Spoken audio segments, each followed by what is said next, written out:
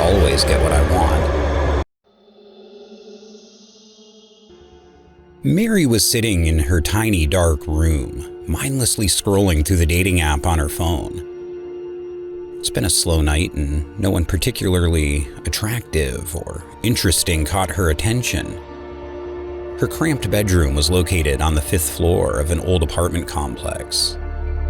She would often look around her room and wonder if it was worth it to move from their tiny farm into the big city.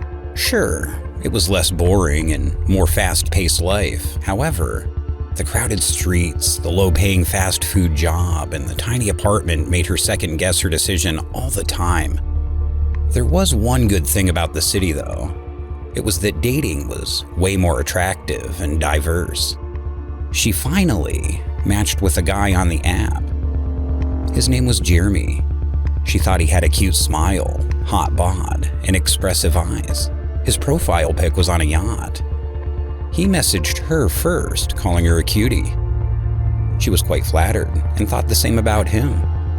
He described himself as a self-made businessman. He sent her pictures of his car, his house, and his properties. The chat went on for several hours. The conversation was so much fun that Mary didn't even notice that it was past midnight. She said she had to go, but she gave him the link to her social networks. This was a decision she would soon come to regret. As she's about to fall asleep, she grabbed Jeremy's photo from his account and reverse searched the image. What she found disappointed her. It was a stock photo of a European male model. The account was fake. She quickly blocked him on her dating app and on all social media. At around 3 in the morning, she woke up to what sounded like a low buzzing sound outside her window. She got up and slowly walked toward the curtainless window. But as she walked, the buzzing sound seemed farther away until it was completely gone. Confused and still half asleep, she went back to her bed and dozed off. That morning, she woke up to a dozen messages on her phone. It's Jeremy. Somehow he managed to find her number, and the messages were creepy. I thought we had a connection. I always get what I want, you'll see. I know where you are. She's stunned, her eyes widened with fear. She immediately blocks the number, ignored it, and went to work. Mary was behind the drive-thru counter that day. It was a hectic day and they were getting swamped with orders. Her phone started vibrating and she secretly looked at it while waiting for the next order. It was from an anonymous number. What she saw shocked her.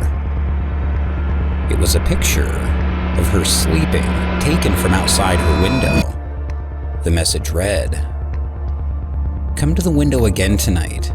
I love seeing you."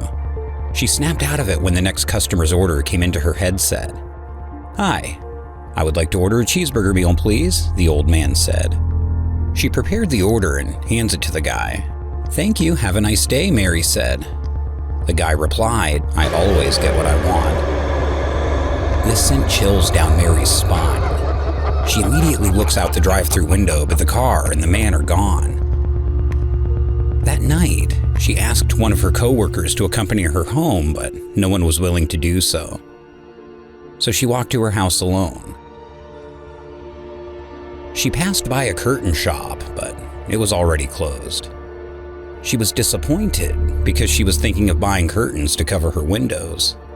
To get to her house, she had to go up a steep, isolated street surrounded by trees. Suddenly, she had the weird feeling of being watched. She stopped and looked around. Nothing. No one. Suddenly her phone vibrates and she opens the message. When she opened it, she stopped dead in her tracks. Her breathing becomes heavier and sweat started running down her face. It was a picture of her in front of the curtain shop. She started sprinting, but then she hears it, the low, buzzing sound from the night before. She turned around.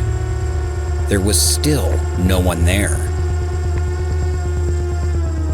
Then she realized where the sound was coming from. It was from above. She looked up and saw a drone with a camera hovering over her.